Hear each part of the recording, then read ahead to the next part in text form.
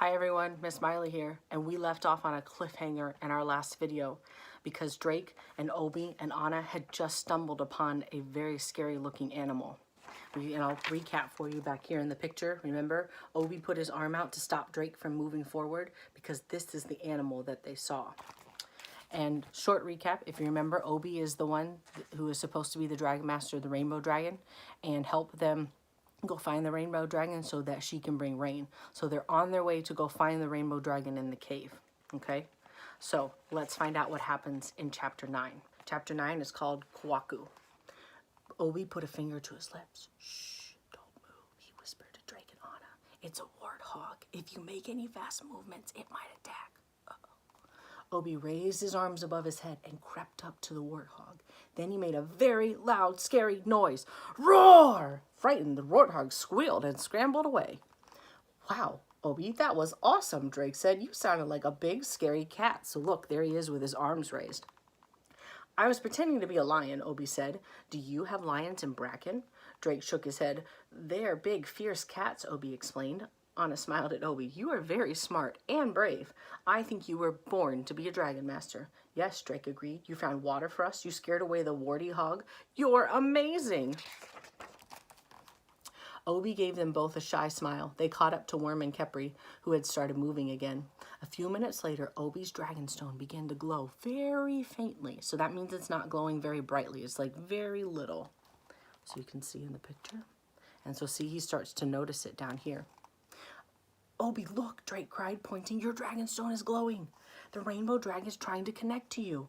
Worm stopped. Obi must lead us the rest of the way, he told Drake. His connection is now stronger than mine. Worm says you should lead us, Drake said to Obi. How do I do that? Obi asked. Can you feel the pull of your dragon's energy? Anna said. Obi closed his eyes. It's weak, but I can feel it, he said with his voice rising. It's like she's talking to me. So look right there. Great, now walk toward that energy, Anna instructed. So Obi started walking. They followed him to a low hill, and a big hole in the hill led to an underground tunnel. Obi gazed into the tunnel. I think she's in here, he said. Anna looked up at Kepri. Can you please light the way for us? A white ball of light floated out of Kepri's mouth, and it hung in the air, lighting up like the dark tunnel. The ball floated down the tunnel, and the others followed it. They went a short way, then stopped. A thick spiderweb blocked the entrance to a cave, right there. I don't know about you, but spiders terrify me. So this would be enough to make me stop walking. Whoa, a very big spider must have made this, Drake said. Obi gasped. KWAKU, he cried. That doesn't sound very good. What's a KWAKU? Drake asked. KWAKU's a giant spider that my people tell stories about. So look, he's trying to explain it to them. Sometimes he is a hero, but sometimes he makes trouble. Are they true stories? Drake asked. I thought they were just legends, Obi said, but look at this web. Only a KWAKU could have spun it. I'm slightly nervous. Suddenly, Drake's dragonstone began to glow, and he heard Worm's voice inside his head.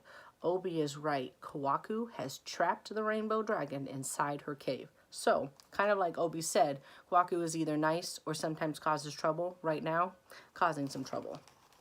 Stuck in a Web is the name of Chapter 10. So look, Drake is trying to pull on it and it's not doing anything. I would not pull on it. Drake ran to the giant web blocking the entrance to the cave. He started pulling on the strands. I can't break the web, he said. It's too strong and sticky. Drake, stop, Anna said. If there's a giant spider behind there, we need a plan. I agree with her. She turned to Obi. In the stories about KWAKU, how is he defeated? She asked. I don't think he's ever been beaten. KWAKU's a magical trickster. He usually tries tricks to escape, Obi said. There must be a way to stop him, Drake said. Well, some stories say he works for the ruler of the sun, so maybe the sun can stop KWAKU. Kepri might not be the ruler of the sun, but she has the powers of the sun. Maybe she can break through the web and fight KWAKU's magic.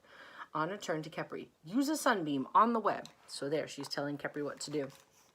Kepri opened her mouth and shot a strong beam of sunlight at the thick spider web. The strands of the web began to shimmer, and then they disappeared. Look at that. It worked, Drake cried. Obi put a finger to his lips. Shh. So look, you can see in the picture.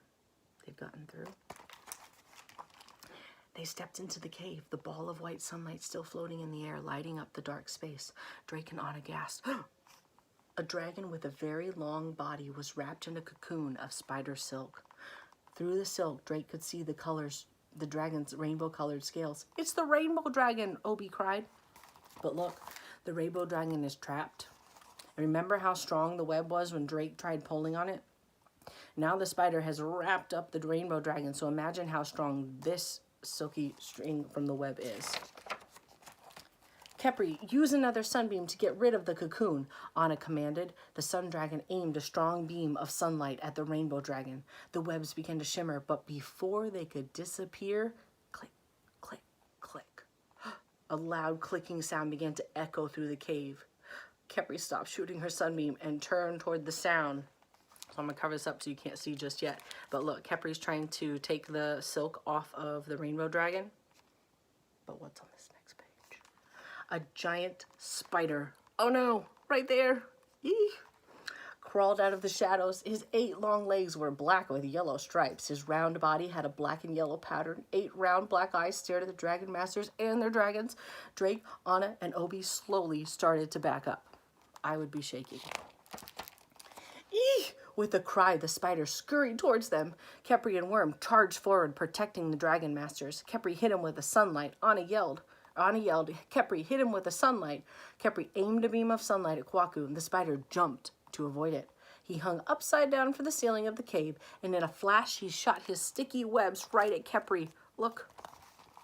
The webs wrapped around her mouth. Kepri couldn't find back. The webs magically grew and got stronger all around Kepri's body. "Kepri," Anna cried. Worm's body began to glow green, but before he could use his powers, KWAKU hit him with webs too. It's kind of like Spider-Man. Except I wouldn't be as afraid of Spider-Man as I am of this spider. KWAKU hit him with webs too. The webs wrapped around Worm, and within seconds, he was trapped too. "Quick, hide!" Drake yelled to Anna and Obi. "We can't help the dragons if KWAKU gets us too." So look, you can see Worm is all wrapped up as well. The friends raced behind a big rock. Drake touched his dragonstone. "Worm, can you hear me?" he whispered. Drake's dragon skull glowed very faintly, and Drake heard a muffled voice inside his head. He turned to Anna and Obi. "Worm is trying to tell me something, but I can't understand him. The cocoon must be blocking Worm's powers. I can't hear Kepri's voice in my head either," Anna whispered. "What now?" Drake asked. "We can't find KWAKU without our dragons." So look, they're trying to figure out what to do. And we're going to end there. You'll have to stay tuned for the next video to find out what happens. See you later.